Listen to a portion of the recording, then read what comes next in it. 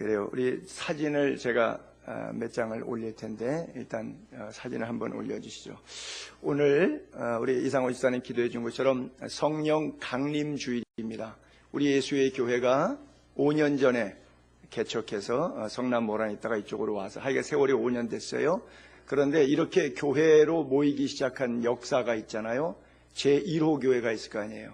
우리 한국 교회는 미국 교회 선교사님이 와가지고 똑같이 이렇게 분양하듯이 이렇게 해준 거잖아요. 그리고 또 미국 선교가 되기까지는 영국 분이 이렇게 건너가신 거잖아요. 영국에 가게 되는 아래쪽에서부터 예루살렘으로부터 유럽으로 해서 북유럽 끝자락 영국까지 올라갔잖아요. 그렇죠? 그래서 예루살렘에서 유럽으로 그리스, 로마, 런던, 그 다음에 퓨리탄들이 플리마우스에서 보스턴으로, 그 다음에 미국에서 태평양을 건너서 한국으로 이렇게 와서 지금 여기 예수의 교회, 대한민국에 한 10만 명 목사님들 계시고 한 5만 개 정도 교회가 이렇게 지금 모여서 예배를 드리고 있어요. 그런데 이 교회에 처음 시작했던 동네가 지금 안타깝게도 황금의 돔인데 저기 모스크죠. 회교 사원으로 쓰이는 것이죠. 약 4,000년 전에 아브라함이 이삭을 바쳤던 모리아산입니다. 다른 말로 시온산, 또 성전을 솔로몬이 지었기 때문에 성전산, 예루살렘의 가장 중심이죠. 기독교인들도 예루살렘, 평화의 도시. 유대인들은 더 말할 나위도 없죠. 아브라함 이후에 자기들의 심장의 땅이기 때문에 저 땅을 바라보면서 기도했고, 바벨론의 포로로 붙잡혀 갔을 때도 저쪽을 향해서 다니엘이 하루 3번씩 기도했던 저 포인트가 정확하게 저 황금돔이 보이는 저 포인트죠. 우리 이상백 집사님이 코이카에서 2년 반 동안 파견 근무 나가서 일했던 땅이고요. 저는 개인적으로 5번인가 6번 다녀온 땅이기도 하고요. 또 갔을 때 제가 직접 찍은 사진입니다. 맞은편 언덕에서 카메라 줌을 땡겨가지고 지금 감남산에서 올리버산에서 맞은편 시온산 성전산을 찍어본 사진인데, 저기에서 성령 강림절, 오늘 성령 강림주일인데 저기서 성령이 임했어요. 다음 장면 한번 볼까요? 좀 이렇게 넓게 풀면 황금돔이 갑자기 저 끝에 조그맣게 아슬하게 되어 있죠.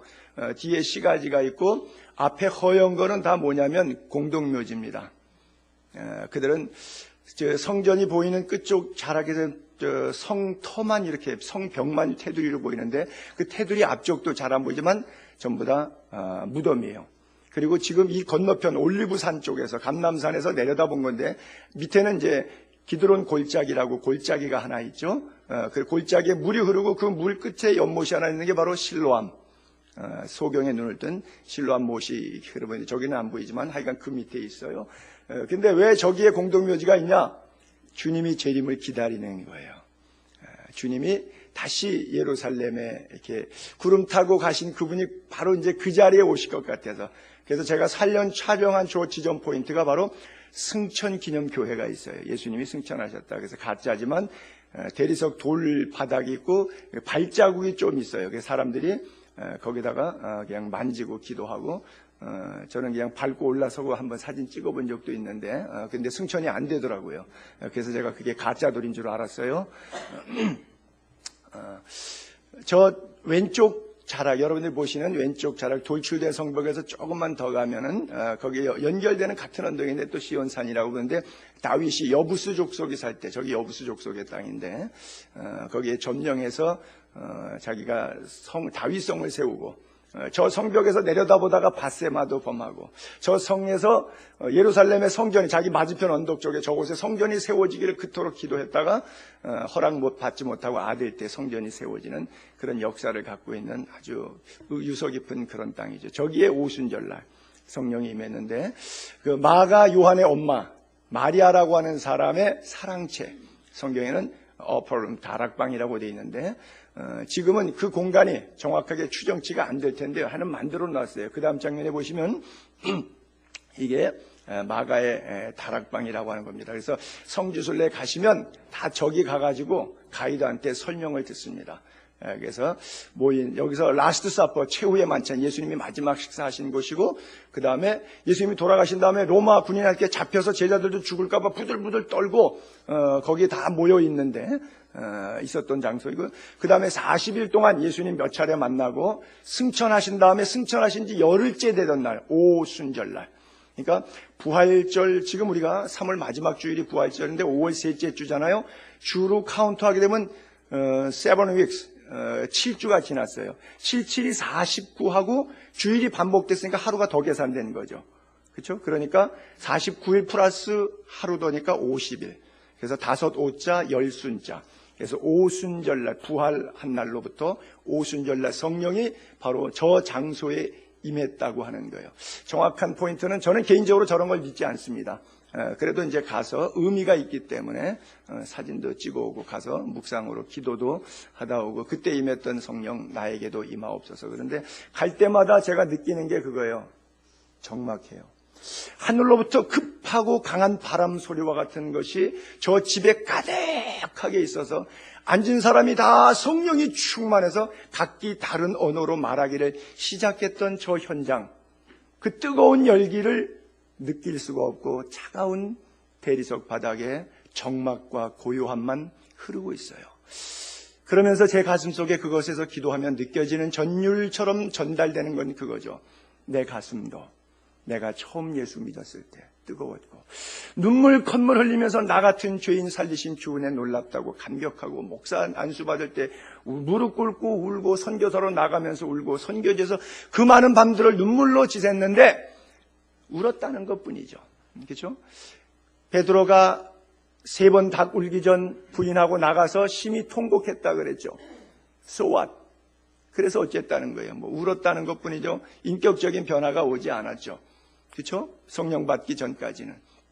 그런데 그 성령의 뜨거운 현장 열기 속에 가서 그 뜨거움을 느낄 수 없는 내 마음, 저렇게 텅 빈 것과 같은, 제 속에 성령이 계시지 않는 그 간절함과 뜨거움과 첫사랑, 처음 행위가 사라진 에베소 교회에 받을 수밖에 없는 책망스러운 그런 모습들의 제 모습을 오버래핑해 보면서 참 회개하고 그 현장에서 눈물로 기도하기도 하고, 또 새롭게 헌신을 각오해 보기도 하죠. 여러분들의 가슴은 어떻습니까? 은혜로 젖어 있습니까? 이 성령 강림절을 통해서 나는 성령의 새바람이 여러분들의 가슴을, 말씀을 듣는 가운데 같이 임하는 것을 경험할 수 있게 되기를 축복합니다. 그래요. 그 다음 장면도 하나 보면, 제가 유대 광야로 나갔을 때 좀 희미하긴 하지만 이게 유대 광야입니다. 산에 들에 나무 못 자라잖아요. 비 한 방울 안 내리고 풀 한 폭. 근데 이렇게 앞에 보면 길이 나 있는데 그게 뭐냐면 물길이에요. 지금은 말라서 땅이 드러났지만 이게 색깔로 구분하면 약간 초록색기가 조금 있습니다. 왜냐하면 물이 흐를 때는 조금 초록색기가 있죠. 그런데 이게 이제 초록색이, 물이 다 말라버린, 이걸 뭐냐면 와디천이라 그러죠. 아마 지리 시간에 배울 거예요. 계절천 그래요. 그래서 겨울철에 우기에 비가 좀 내리면 그나마 내린 비가 또 이렇게 이슬처럼 같이 막 모여서 흘러갖고 잠깐 골이, 땅이 패여서 물이 흐를 정도로 이렇게 급류를 해서 저렇게 천이, 내 시냇물이 이렇게 있지만, 그러나 잠시 후에 말라버리면 언제 물이 있었냐는 듯, 언제 내 가슴 속에 생수의 강이 흘렀는지 모를 정도로 지금은 척박하고 물 한 폭이, 그래서 옆에 생명들을 살릴 수 없는, 푸르르게 물이 흐르면 시냇가에 심은 나무처럼 시절을 쫓아 과실을 풍성히 맺을 텐데 메말라버린 데는 그렇지 못하죠. 다음 장면, 마지막 장면 보게 되면 그게 굽이쳐 돌다가 쭉 한 코스 더 내려가서 역시 물은 없지요. 근데 저 끝에 나무 한 그루가 있길래 찍어봤어요. 저 나무는 무엇을 기다리고 있을까요? 저 혼자 생각해 본 겁니다. 그냥 차 몰고 제가 렌트카에 갖고 성지순례 혼자 다니면서 그냥 생각했던 거예요. 메마른 땅을 바라보는 저 한 그루 서 있는 뒤끝의 나무, 무엇을 기다리고 있을까요? 빨리 비 오기, 이 내천에 자기 앞에 시냇가에 심은 나무처럼 이 나무가 시냇가에 물이 흐르기를 기다리고 있겠죠. 여러분 가슴에도 이 오순절을 통해서 성령의 새바람이 불어오고 생명의 근원 되신 예수 그리스도의 말씀이 여러분들의 가슴, 가정, 삶, 인격, 그리고 가족, 사업, 일터에 흐르게 되기를 주의 이름으로 축복합니다. 그래요. 2000년 전에 있었던 그 성령, 오늘 왜 우리에게 없겠습니까? 그 성령은 오셔서 지금은 우리가 은혜 시대, 교회 시대, 성령 시대라 그러잖아요. 언제 어딜 가도 예수님이 가신 이유가 시간과 공간을 초월하기 어려운 육체에 제한된 몸을 입고 하나님이 이 땅에 제약적으로 오셨기 때문에 이 제약을 벗기 위해서 사망 권세 깨치시고 부활 승천하셔서 내가 가면 보혜사 성령을 너희에게 보내리니, 그래서 오신 그 성령이 시간과 공간을 초월해서 전 인류의 75억의 인구 2만 4천여 종족을 향한 그리스도의 말씀의 생수가 그들의 가슴에 흐르도록 역사하는 것, 그것이 오순절의 본질이었고요. 그들이 왜 다른 언어로 이야기하기 시작했습니까? 16개 방언을 가진 사람들이 왔지만 갈릴리 지방의 벳사람 베드로의 갈릴리 서투른 방언 한마디를 들었지만 리비아의 언어로 들렸고, 사우디의 언어로 들렸고, 아라비아의 언어로 들렸고, 로마와 크레테와 터키와 헬라의 언어로 그들이 각기 듣게 되었어요. 그것은 뭐예요? 성령이 오신 이유죠.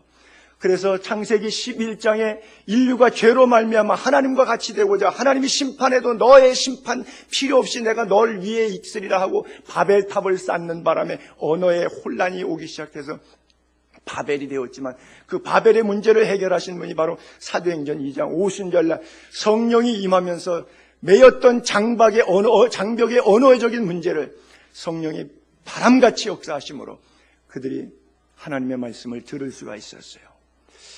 한국어로 하기 때문에 여러분들이 다 내 말을 알고 있어요. 그런데 귀에는 들리는데 고막에는 진폭에 의해서 소리의 인식 작용은 일어나고 있는데, 실제적으로 여러분들의 가슴 속에 성령이 임재해서 손과 발이 움직여서 생수의 근원 대신 예수 그리스도를 따르는 말씀을 쫓아가는 삶을 이루어낼 것인지, 그것은 숙제인데 그렇게 될 수 있기를 축복합니다. 소리나는 굴이 울리는 꽹가리와 같은 그런 소리가 아니라, 그런 광야의 소리가 아니라 어린 양 희생 예수 그리스도를 바라볼 수 있는 자리까지 나아가는 은혜가 있게 되기를 바랍니다. 그래서 사도 바울이 고린도전서 12장 지금 계속 강의하다가 우리가 중간에 브레이크 됐었는데 1절부터는 그렇게 시작했잖아요. 형제들아, 신령한 것에 대해서 너희가 모르기를 원치 않는다. 이중부정은 강한 강조법이라 그랬죠. 그래서 신령한 것을 지금 이야기하고 있는 사도 바울의 모습을 봅니다. 그리고 이제 쭉 이어져서 다음 주부터는 9가지 은사를 제가 분할해서 여러분들에게 쭉 계속 강의를 하게 될 텐데, 그 은사에 들어가기 전에 은사의 개론적인 설명을 갖고 있는데, 여기 고린도전서 12장에는 9가지가 기록되고 있습니다. 근데 로마서 7장에 가게 되면 거기는 또 7가지가 있고요. 에페소서 4장에 가게 되면 거기는 또 5가지가 더 나와요. 그래서 바울 서신에 나타난 은사의 종류를 구분하면 21가지가 있는데, 더 있는데 21가지만 기록된 것뿐입니다. 성경에 보니까 다 뒤져봐도 은사는 21가지밖에 없구나, 이렇게 이해하지 마시고, 은사는 셀 수가 없이 많아요. 그런데 바울이 거론했던 것이 고작 21개에 불과하다. 그 중에서 우리가 배우는 것이 이제 9가지 은사인데, 하나님의 역사는 플러스 알파가 엄청난 줄로 믿게 되기를 바랍니다. 무수해요. 사도 바울은 그런 경험도 하잖아요.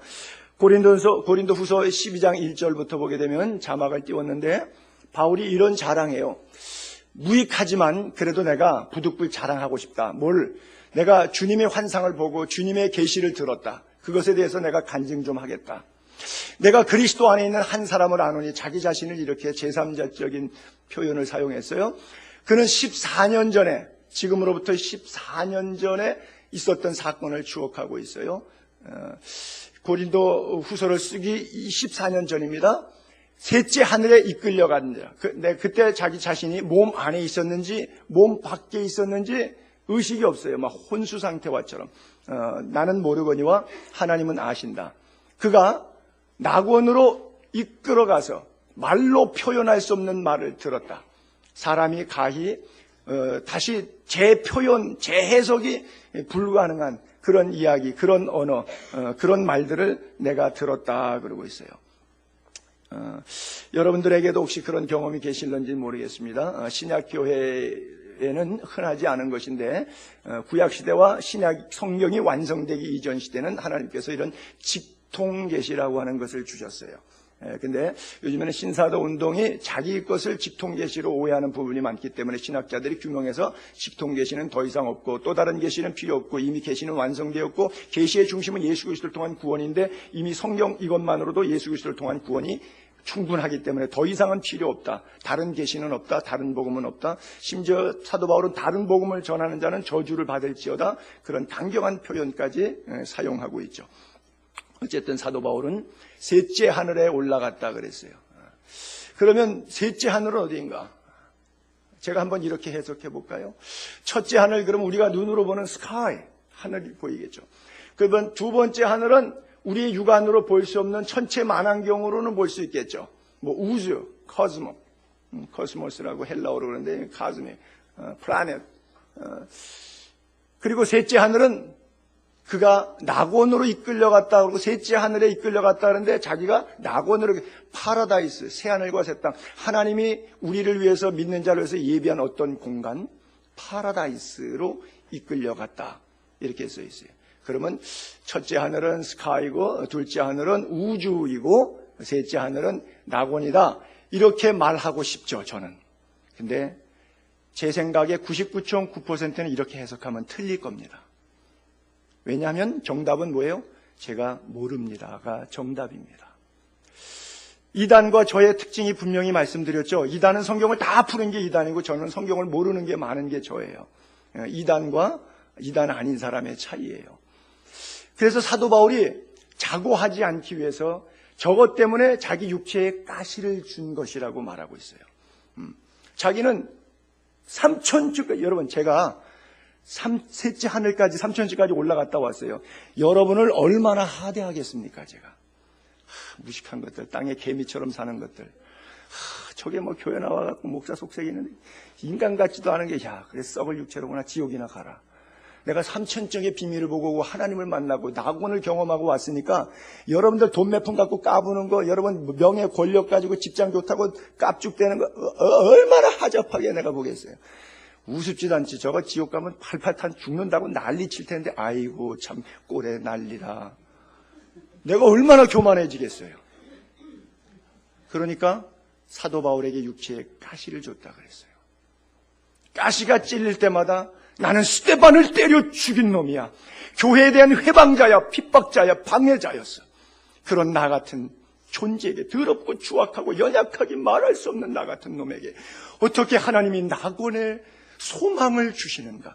힘들지만 역경 속에 선교를 사역하게 감당하기 어렵지만 그때마다 더 잘 감당할 수 있도록 고난을 은혜로 바꿀 수 있는 깊은 영성의 체득을 주시기 위해서 하나님께서 가시를 통해서 내 모습을 보게 하시고 더 겸손케 하시고 더 회개하시고 나는 날마다 죽노라 라고 고백하게 하는 거예요. 그렇잖아요. 약 38년경에 다메섹에서 깨진 다음에 20년의 세월이 지나서 58년경에 제3차 전도행 당시에 고린도에서 로마서를 써서 보내면서 20년 사역했는데도 오호라 나는 곤고한 사람이라 난 미치고 환장하겠네. 왜 내가 원하는 선은 행하지 아니하고 원치 않는 악이 나를 사로잡아와서 내가 그렇게 영성 20년 동안 3차 전도행을 마무리하는 이 고린도에 와서 로마서를 쓰면서도 이렇게 내 영혼은 힘든가? 내 영성은 이렇게 힘든가? 왜 원하는 짓은 안 하고 하나님 기뻐하는 말과 행동을 낳고 있는가? 오호라 나는 곤고한 사람이다. 이 사망의 몸, 나 죽을 것 같아. 미치고 환장하겠어. 사망의 몸에서 누가 나를 건져내랴. 그렇게 탄식하고 있어요. 오늘 그 성령의 은혜가 여러분 가슴에도 있게 되기를 바랍니다. 영적인 3,000층의 셋째 하늘에 이끌려 올라가는 경험이 있게 되기를 바랍니다. 그래요. 신령한 것. 여러분 신령한 게 뭐예요? 성령의 나타남은 행위지 어떤 은사적인 체험이 아니에요. 뭐 방언하는 것, 예언하는 것, 뭐 늘 그런 사람은 방언만 해야지 예배 드린 것 같아요. 제가 언제나 말씀드렸지만 교회 가서 이렇게 자부러뜨리고 쓰러뜨리고 신사논다고 자꾸 넘어지면 그 사람은 가기만 하면 자꾸 한번 넘어지고 이렇게 표현할게요. 자빠지고 와야지 예배 드린 것 같아요. 안 자빠지고 그냥 맹숭맹숭하게 가면 오늘 성령이 나한테 임재를 안 한 것 같은 느낌을 가져요. 여러분, 육체는 자빠지면 안 돼요. 정제되지 않은 언어를 사용함을 그냥 용서하시고 들으세요. 뭐 영혼이 자빠져야 돼요. 인격이 자빠져야 돼요. 그렇죠? 육체는 하나님 앞에서 건강을 보존 잘 하시고요. 여러분들의 영성이 넘어지게 되기를 바랍니다. 여러분이 영성이 말씀 앞에 항복되어지기를 바랍니다. 성령 충만은 방언하고 예언하고 진동 역사 뒤집어지는 것이 아니라 인격이 변해서 아내를 대할 때 달라지고요. 말씀 듣고 나니까 가정에서 남편을 대하는 게 달라지는 것이고요. 말씀을 듣고 나니까 돌아가서 주의 성령이 말씀 속에 나의 인격을 바꿔놨기 때문에 언어가 달라지고 시간 쓰는 게 달라지고 돈 쓰는 게 달라지고 사업터 일터에서 달라지고 가정생활 인격 전반에 주의 성령의 기름 부으심이 나타나서 삶이 변화되는 거예요. 그것이 성령 받은 사람이에요. 여러분 안에 성령의 충만한 은혜가 있게 되기를 바랍니다. 국내 성지순례를 우리가 한번 했지만은 주기철 목사님, 손양원 목사님의 그 유적지 순교 현장 무덤까지 우리가 다 가봤잖아요. 요즘 한국교회 교인들 저를 포함해서 일제시대 때 신세참배 앞에 목사님들도 다 동방요배하고 일본식 침례를 다 받고 물속에 들어가서 심지어 동방요배를 오리지널로 하겠다고 동경까지 일제시대 때 갔던 목사님들 있잖아요. 단체로 가자 성지순례 가듯이 예루살렘 가보고 싶은 마음이 있듯이 동방요배하는 데까지 가서 거기서 일본 바다에다가 몸 담그고서는 제례하지 않습니까? 목사가.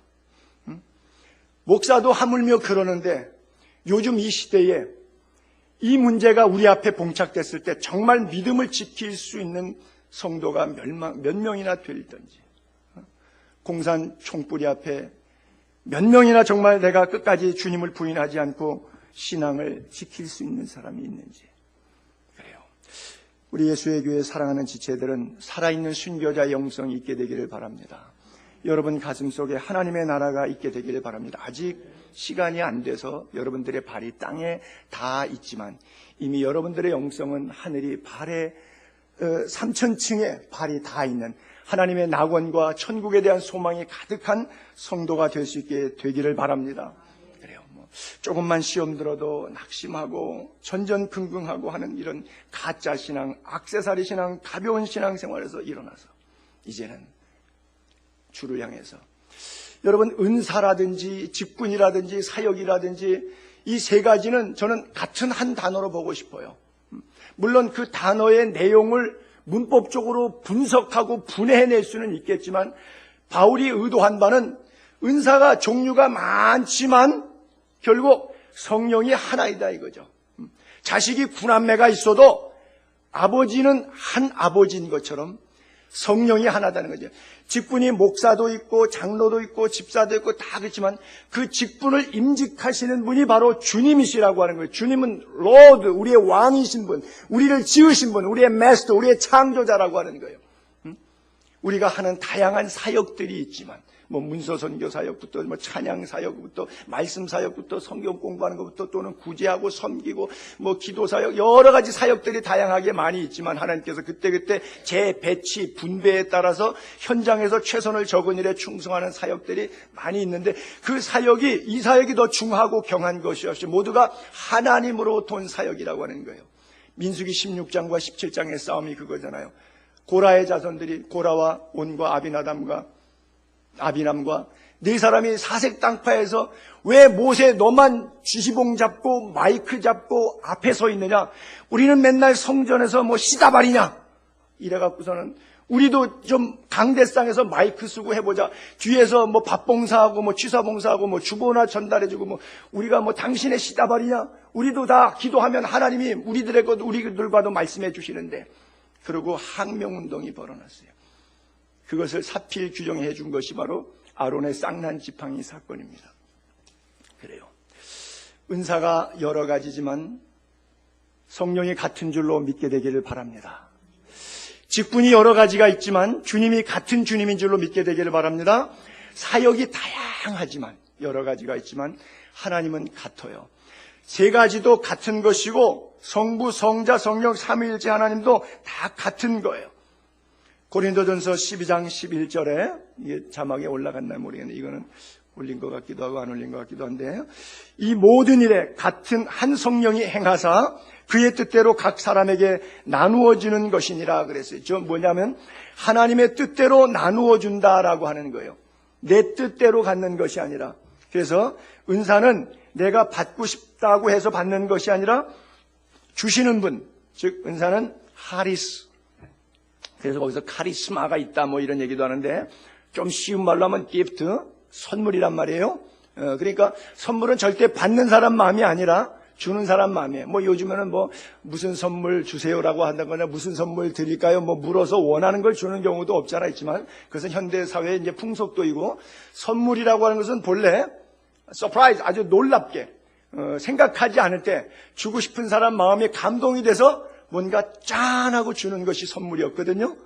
그러니까 하나님이 내 생애를, 내 체질을, 나의 삶을, 내 인격을 가장 잘 아시니까 그분이 나에게 가장 잘 맞는 종합 선물 세트를 안겨주시는 거예요.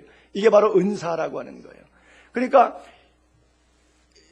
구남매가 있으면 9살 먹은 애에게, 10살 먹은 애에게, 20살 먹은 애에게, 또 장가간 40대 된 아이에게 아들들이 많고 딸들이 많으면 주는 선물이 다 다를 수밖에 없는 거예요. 그런데 유치원 다니는 애가 아빠, 오빠는 20살이라고 10,000원 주고 나는 1,000원밖에 안 줘요? 라고 따질 수 있겠죠. 사람이니까. 그러나 하나님 앞에서는 그것이 허용되지 않습니다. 왜냐하면 하나님이 임의로 주시는 것이기 때문에. 모든 은사가 그렇게 되어 있음을 믿게 되기를 바랍니다. 남의 은사가 더 좋다. 2달란트 받은 사람이 왜 나는 5달란트 안 주냐 말하지 않고 그냥 2달란트 주신 이가 하나님이니까 2달란트 더 열심히 일해서 4달란트를 남기면, 전국에 가서는 5달란트와 2달란트 맡은 사람의 상급은 결론적으로 토시 하나 안 틀리고 똑같은 상급을 하나님께서 주시더라는 것이죠.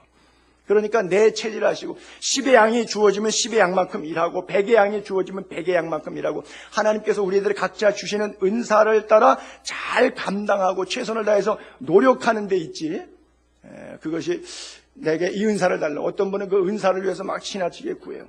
물론 이 말 자체에 어폐가 있을 수도 있어요. 예를 들어서 제가 신학교 4학년 때 저는 방언을 구했는데, 지금하고 제가 79년도에 기도한 거하고 기도의 내용과 어떤 제 영적인 어떤 자라남의 수준은 좀 차이가 있겠죠. 하나님이 이제 앞으로 목회하고 이제 신학교 졸업하는데 이제 4학년인데 시내산 기도원에 가서 태릉에 가가지고 막 기도하면서 산에 올라가. 하나님, 교인들은 방언하는데 목회자가 방언 못하면 되겠어요? 이런 논리로 하나님 방언을 달라고 막 구했어요. 일주일 동안 내가 3일째인가 금식하는 날인가 나도 모르게 그냥 혀가 돌아가면서 뭐 코카콜라 카레라이스가 터져버렸어요. 그래서 제 경우에는 이렇게 말하고 싶어요. 열심히 귀하세요. 뭐 안 그러면 금식까지도 하면서 떼쓰면 하여간 볼기를 하나 맞더라도 하나님이 주시니까 하세요라고 말하고 싶어요. 그러나 성경은 그렇게 쓰여 있지 않아요. 자기의 체험이 다가 아니거든요. 자기의 감정의 성령의 체험이 성경의 절대적인 계시에 기준되지 않습니다. 그러나 성경은 우리에게 분명히 그렇게 지적하고 있거든요. 주시는 이의 마음이에요. 물론 떼써서 가르쳐서 줄 수도 있고 떼써도 안 줄 수도 있고 하나님 마음인데, 어떤 사람에게는 줬고 어떤 사람은 안 주니까 받은 사람은 떼쓰면 주더라라고 주장할 수 있겠지만 떼써도 안 준 사람의 경우는 안 되던데, 그럼 그 사람도 맞는 거예요. 분명히 선물은, 은사는 하나님의 마음에서 결정되는 것이지 내가 노력해서 얻을 수 있는 결과가 아니라고 하는 거예요. 하나님이 주신 것임을 믿게 되기를 바랍니다. 그럼 하나님이 주실 때는 주신 이유가 있겠죠. 머슴을 아무개야 콜링 부르신 이후에 그에게 사명을 맡기실 때는 부르신 목적이 있을 것 아니겠어요? 바로 그 은사는 내가 영적으로 우월하다는 가오잡는 목적으로 사용하라는 것이 아니라 결론은 유익인데, 바로 그 은사를 통해서 하나님의 나라가 세워지고 내 영성이 자라갈수록 내 주변의 심령들이 예수 믿고 구원 얻는 자들이 많아지게 하기 위한 하나님의 섭리임을 믿게 되기를 바랍니다. 그래요. 그래서 성령의 내주하심 속에 은사가 임할 때 그 은사는 최선을 다해서 활용하는 것이 좋지, 은사를 묻어두는 것은 결코 좋지 않아요. 은사는 누구나에게 있는 것은 아닙니다.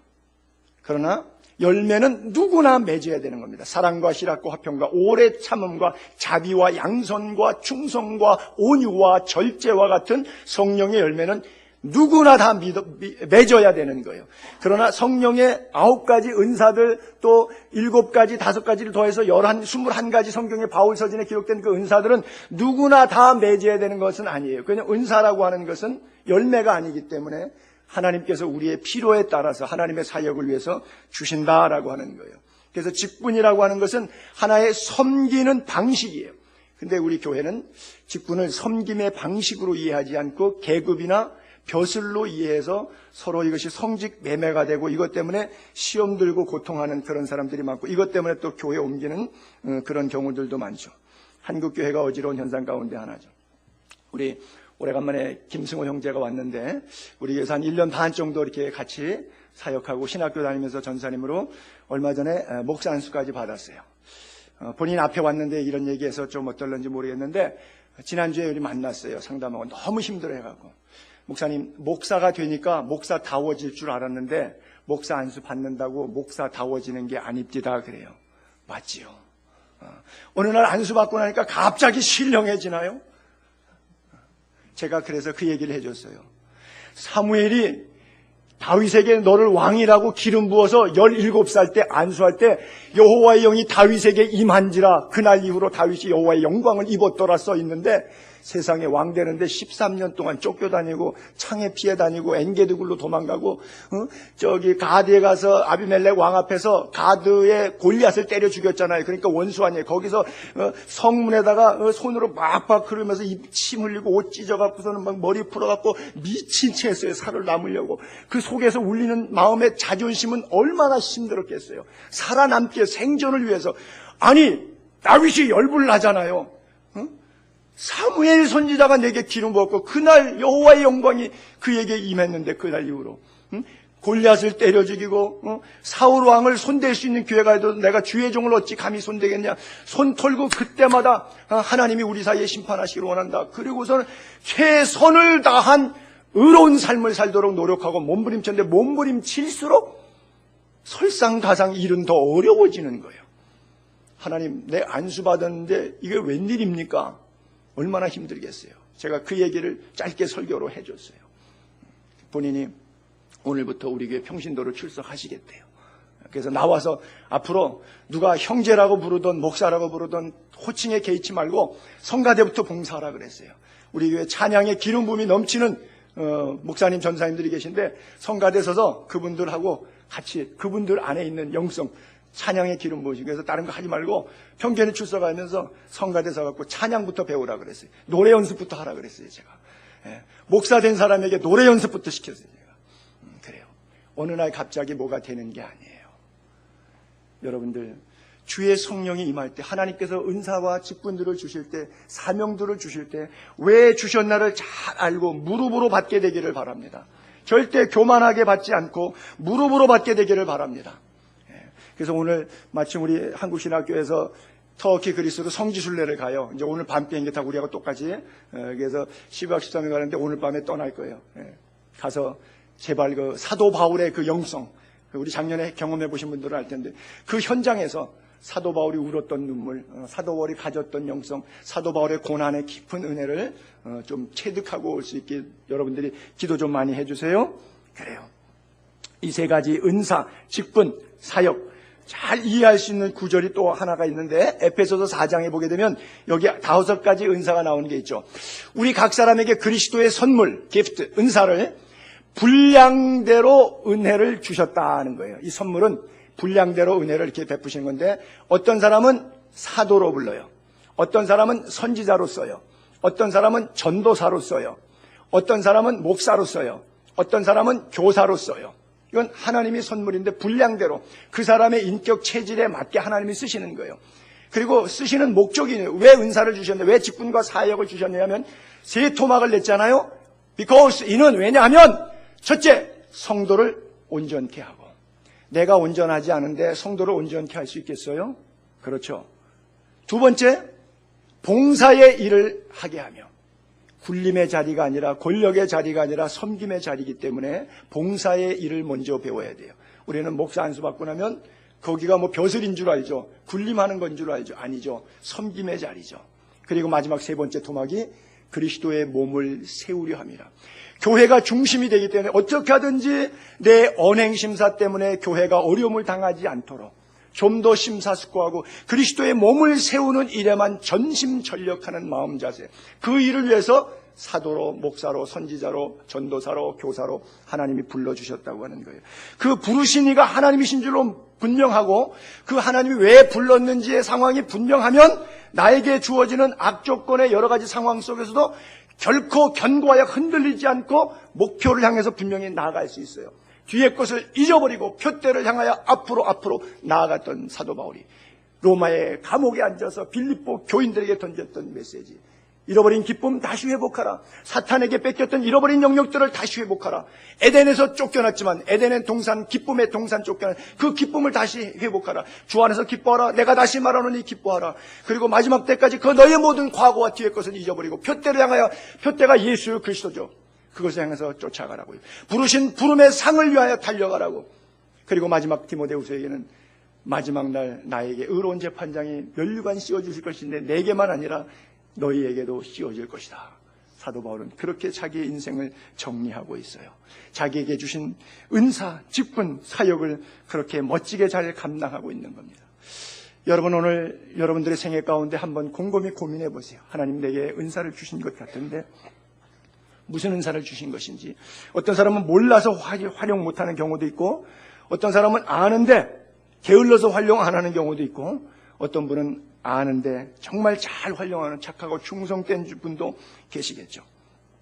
사역하면서 은사의 분배, 은사의 배치, 자기 은사에 맞는 역할의 자리가 있는데 성가대 쓸 사람이 교사한다든지 교사할 사람이 성가대 한다든지 이것도 때때로 잘 안 맞을 수가 있고, 하나님께서 내게 주시는 은혜를 따라서 은사의 배치가 이루어질 때 그 믿음의 분량대로 그것을 순종하고 잘 하다 보면 나아가는 길에 하나님께서 빛으로 인도하심을 느끼게 돼요.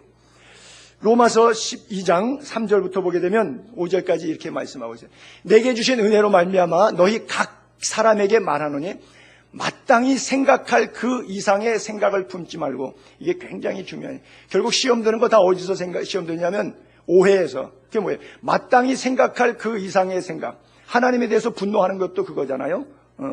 마땅히 생각할 그 이상 생각 품지 말고 오직 하나님께서 각 사람에게 나누어 주신 게 있어요.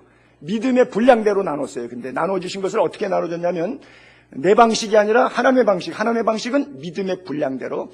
그래서 이것을 지혜롭게 생각할 필요가 있어요. 우리가 한 몸이에요. 많은 지체가 있어요. 같은 기능을 가진 것이 아니에요. 모든 지체가.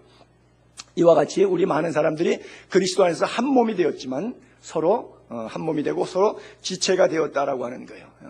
여러분, 우리가 축구라든지 야구 경기를 즐겨봅니다만은 포지션이 다 달라요. 다 다르지만 포지션이 다르다고 반대편이 아니고 상대편이 아니에요. 다 내 편이에요. 그렇지 않아요? 집단적 이기주의로 교회 안에서 뭐 성가대 중심이 돼야 된다, 교육부가 중심이 된다. 이번에도 선교사 대회를 하게 되는데 2박 3일 동안 제가 가서 강사에 한 사람과 섬기고 왔는데 총회장 오셨으니까 한번 얘기해 보라니까 한 30여 명이 한 15나라에서 모인 선교사들이 얘기하는 거예요.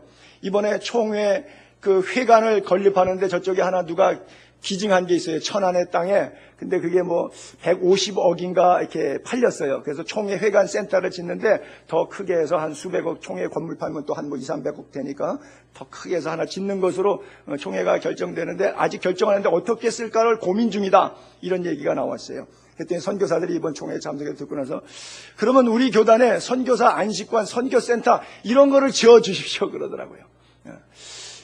여전도회는 여전도회 회관 짓겠다고 그러고요. 총회는 총회 회관 짓겠다고 그러고, 남전도회는 남전도회 회관 짓겠다고 그러고요. 선교신문사는 신문사 방 달라고 그러고요. 선교사들은 선교사 안식관 내놓으라고 그러고요.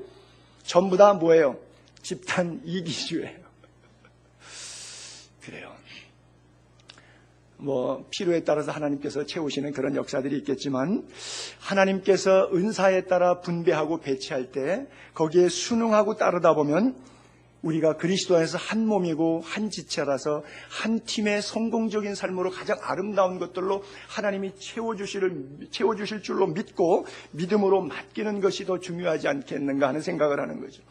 로마서 12장 6절, 7절, 8절에 계속 이어가게 되면 우리에게 주신 은혜대로 받은 은사가 각각 다르니 혹 예언이면 예언한 사람 믿음의 분수대로, 섬기는 사람은 더 잘 섬기는 일로, 가르치는 사람은 더 잘 가르치고, 위로하는 사람은 위로하는 일을, 구제하는 자는 성실함으로, 다스리는 자는 부지런함으로, 긍휼을 베푸는 자는 즐거움으로 할 것이니라 그랬어요. 이 예언의 은사가 있는 사람은 믿음의 성장과 영적 성숙을 잘 도와줘야 되는데, 믿음으로 따라 하지 않고 자기가 뭐 영성이 있다고 영적 자랑으로 한다든지, 또 섬기는 사람이 연약한 지체들을 잘 섬겨서 교회 공동체에 유익을 줘야 되는데, 그것이 아니라 오히려 자기가 섬긴다는 직분하에 섬김을 받으려 한다든지, 사회 공동복지 모금 같은 데는 우리가 돈을 내게 되면 연간 수천억 원이 모금이 됩니다. 그러면 재무제표에 의해서 수입과 지출 나누는 데 보게 되면 건물 유지와 인건비와 이렇게 쓰는 것에 70%는 그렇게 쓰고, 실제 우리가 구제하라고 내놓은 돈의 30%만 공동복지 모금에서 실제 사용되는 거거든요. 이제 그런 거 가지면 이제 또 이것 갖고 이야기가 나올 수 있는 거죠. 그러니까 이런 섬기는 문제에 있어서 바로 어떻게 지혜롭게 섬기는 것인가를 생각해야 된다고 하는 것이고요. 또 가르치는 은사는 또 가르치는 특별한 탤런트가 있어요. 잘 가르치는 사람. 근데 그 사람은 자기가 가르치려고 교사 가니까 누구 마음에 안 드는 사람이 있어. 아니, 나 그러니까 봉사 안 할 수는 없고 그건 안 하겠다고, 그냥 성가대 쓰겠다고. 근데 가르치는 은사가 있는데 성가대 쓰는 사람이 잘할까요, 못할까요? 대답 안 하기로 했죠. 예, 그래요. 그래요. 또 찬양에 기름 부음이 있는 사람이 또 아이들 가서 가르치면 아이들이 상처받는 일들이 또 비일비재하게 빚어지기도 해요. 그래서 우리에게 각자 은사대로 가는 게 좋고요. 또 위로하는 은사 써 있는데, 어떤 분은 남이 어려움을 당하면 가서 말하는데 그 말이 얼마나 은쟁반의 구슬 같은지 아름다운지 마음속에 굉장히 위로와 소망과 힘과 격려가 되는 사람이 있어요. 근데 어떤 사람은 말 한마디 했는데 기분이 팍 잡쳐. 입만 열면 사람 속 뒤집어 놔. 그런 분은 반대 은사가 있으신 분이에요. 웃으시는 분은 본인 다 해당된 구제 은사가 또 있죠. 성도들 쓸 것 공급하고 힘과 격려가 되고 삶의 용기를 주는 그런 구제 은사인데, 자기는 돼지처럼 살면서 뭐 코딱지만큼 조금 하면서 조금 했다고 하면 그 다음에 이제 평생 그것 갖고 나팔 불고 살아요. 여기 성실함으로 한다는 얘기에서 뭐냐면 잠깐 찔끔 하는 것으로 끝내는 건 구제 은사가 있는 사람이 한 게 아니라는 거예요. 정말 구제 은사가 있는 사람은 이걸 성실했다는 얘기 뭐예요? 계속했다는 거예요. 꾸준히 했다고 하는 거예요. 지속성을 갖고 있는 거예요. 자랑하지 않았다는 거예요. 구제받은 사람 실족시키게 하지 않았다고 하는 거예요. 다스리는 은사, 또 여기는 부지런함으로 한다 그래서 천성적으로 게으른 것이 아니라 뭐 정치하는 사람들 대부분 좀 부지런한 편이죠. 마지막으로 긍휼의 은사라고 써 있는데, 억지로 인색함으로 하는 거는 마음의 긍휼이 아니죠. 하는 사람도 받는 사람도 이게 느껴지니까, 사람은 감정의 동물이니까 아주 피곤해요. 그리고 의미가 없어져요. 그래서 긍휼의 은사는 즐거움으로 하라 이렇게 써 있잖아요. 피차 기쁨과 즐거움이 배가 되는 사역. 특별히 자기에게 이런 사역들에 주시는 은혜들이 있어요. 그래서 은사라고 하는 것은 하나님이 주시기 때문에 정확하게 알아요. 근데 내가 하나님이 주신 은사와 달리 나는 이게 더 있는 것 같다고 생각하는 게 있는데, 그거는 그 은사가 아니라 뭐냐면요, 성품이에요. 은사와 성품은 다릅니다. 은사는 하나님이 주시는 것이고 성품도 하나님이 안 준다고 보기는 어렵지만 내가 성품을 훈련할 수가 있어요. 그렇죠? 훈련을 통해서 만들어진 거예요. 글쎄 이렇게 예를 들까요? 그 은사처럼, 그러니까 끼가 있다 그러죠. 요리를 잘하는 분, 뭐 보지도 않고 뭐 이렇게 탁탁탁 썰어갖고 탁 집어넣고 찌개 팍 끓여놨는데 딱 넣으니까 뜨니까, 이야, 이거는 뭐 어마어마하게 맛있어. 이건 뭐 천국에서 먹는 맛이야. 그런데 어떤 사람은 10년을 살림했는데 찌개 끓이면 도저히 이렇게 짜고 어떤 때는 싱겁고 맛이 참 안 나. 10년을 끓여도 맛이 안 나. 이거 은사가 없는 거예요. 부엌에 들어가지 말아야 돼. 그건 조금 농담이지만. 근데 이 사람은 어떻게 하면 그걸 가능하냐면 요리 학원에 가는 거예요.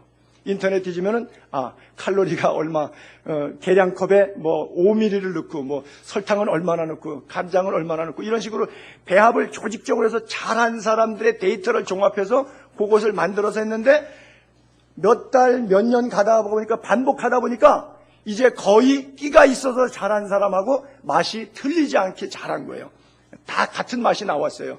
이것은 뭐예요? 한쪽은 은사로, 부모로부터 엄마로부터 타고난 손끝맛이 있는 사람이 있는데, 한 사람은 손끝맛은 전혀 없지만 그러나 훈련을 통해서 반복을 통해서 자기가 자기 안에 인격적으로 성품화해 만들어낸 것이죠. 보면 우리 교회 안에서도 그럴 수가 있는데 바로 헷갈리는 부분이 그게 하나님의 선물인 은사인지 안 그러면 자기 개발과 노력으로 나온 성품인지 그런 면에서 우리가 좀 잘 구분할 필요가 있고요.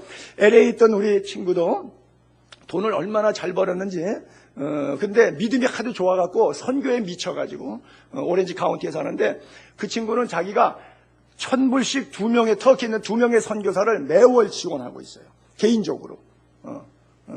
그리고 그 선교사의 딸이 미국에 치대를 공부하러 왔는데 그 오갈 데 없으니까 하숙해야 되니까 자기 집에서 등록금, 책값, 숙식, 무료 하숙으로 그걸 자기가 부모처럼 부모가 선교제 일하니까 그 대신 자기가 선교한다는 마음으로 그거를 또 자기가 다 커버해줘요. 감당해주고 있어요. 그리고 자기와 같은 수준의 여러 교회 집사들끼리 직업 같은 사람끼리 이렇게 모여갖고 한 달에 한 번씩 구역예배처럼 자기들끼리 교회를 떠나서 기도하는 데인데 적금을 들어갖고 1,000불씩 넣어가지고 1년에 12,000불을 모아요. 4명이 12,000불씩 모으니까 약 5만 불 가까이 되잖아요. 그 돈을 가지고 꼭 여름에 휴가를 맞춰갖고 여름마다 러시아 가요. 뭐 LA 갈비짝 사가지고 들고 뭐 짐들 잔뜩 가지고 가가지고 선교사들 불러 모아서 용돈도 드리고 위로도 해드리고 선교사님들이 가자는 데도 가고 현진도 없고 아주 LA 갈비 배 터지게 잡수시도록 그렇게 대접을 해드려요. 너무너무 그것을 자기들이 장사하고 사업하는 LA 사는 이유로 알아요. 이렇게 기름진 땅 좋은 땅 사는데 러시아에서 수고하는 선교사님 그분은 완전 너희 러시아에 그냥 피리 꽂힌 분이시더라고요. 그래갖고 매년 가고 선교사님들이 또 도움 요청하면 또 나오면 수발 들고요. 제가 가면 3,000불에서 5,000불 제가 용돈 받습니다. 그분에게 쓰라고. 그리고요 차를 주는데 내가 그 차를 몰기가 미안해요. 하여간 뭐 3,000cc가 넘는 미국의 포드 뭐 이름도 모르는 아주 그냥 차고 있으면 막 졸려 슬슬슬슬슬슬 이런 차를 저한테 렌트해줘요. 그래서 어느 교회에서 설교한다고 해서 내가 그 차 몰고 그 교회 가면 되게 미안해. 뭐 선교사 이런 차 타고 와도 되나 싶을 정도로 하여간 너무너무 극진하게 대접을 잘해줘요. 근데 한번 상담을 하는 거예요. 나한테 러시아를 10년째 그렇게 돕고 친구들이랑 같이 하다 보니까 이제는 보내는 선교사가 아니라 가는 선교사 하겠대. 그래서 제가 말렸어요. 당신 가면 1,000불씩 받는 터키 2 선교사 목 잘린다. 그리고 지금 얼마나 많은 선교사들이 도움받고 있고 당신이 러시아로 가버리면 매년 1년마다 당신들 4명 올 길을 목 놓아 기다리고 있는 선교사들 수십 명 되는데 다 어떡할 거냐. 그러니까 당신은 이쪽 방면에 기름 부음이 있고 저쪽 방면엔 기름 부음이 없다. 은사가 탤런트가 없다. 가지 말라 그랬어요. 근데도 거기 LA에서 배 타고 건너가면 하와이 열방 코나섬이 있는데 거기에 YM 미션 들어가고 자기가 아울리치하고 6개월 동안 훈련받고 그 전 가족 다 데려 애셋 있는데 다 데리고 들어갔어요. 와이프랑. 사업 비즈니스 다 정리하고 4개나 있는데 4개 사업을 다 정리해버렸어요. 그리고 1에이커짜리 뭐 수영장 어마어마 큰 그런 집에 살았는데 그거 다 정리해버렸어요. 선교한다고 뭐 벤츠 차고 렉서스 차고 자기 부인 렉서스 자기 남편은 벤츠 차는데 다 팔아버렸어요. 그리고 선교사로 아주 심플하게 살겠다고 갔는데 1년도 못해서 철수했어요. 못 살겠다고. 밖에서 일하면서 물질로 도울 때는 하나님의 은사와 기름 부으심이 굉장했는데 현장에 보내는 선교사가 아니라 가는 선교사로 몸으로 부딪혀 보니까 거기에 영성 적응이 안 되는 거예요. 오히려 실망도 되고 선교사들 소사이어티의 모습을 보면서 또 실망하기도 하고 또 자금이 딸리다 보니까 내가 왕년에 이렇게 찌질하게 살던 사람이 아닌데 뭐 이래갖고 속에서 화도 나기도 하고 이래갖고 스스로 안에서 못 견디 다시 나왔어요. 그 다음에 나한테 상담을 안 해. 내가 가지 말라는 거 굳이 갔기 때문에 연락을 잘 안 해. 그 전까지는 뻔질나게 전화를 했는데 내가 옳았고 그가 틀렸다는 것이 아니라 하나님께서 각자의 여러분에게 주신 배치가 있어요. 재배치라는 것이 있어요. 그것이 은사예요. 그것이 직분이고요. 그것이 사역입니다. 그래서 누가 주냐? 하나님이 주신 거예요. 왜 나에게 그걸 주셨느냐? 나를 가장 잘 아시니까. 그걸 내가 가장 잘 할 수 있다고 생각하니까. 근데 우리는 우리가 갖고 있는 인격적인 성품과 내가 좋아하는 취향과 살아왔던 경험에 열린 것들을 짬뽕 해가지고 하나님의 은혜보다 뛰어넘는 내 고집을 가지고 있어요. 이 고집을 내려놓게 되기를 바랍니다.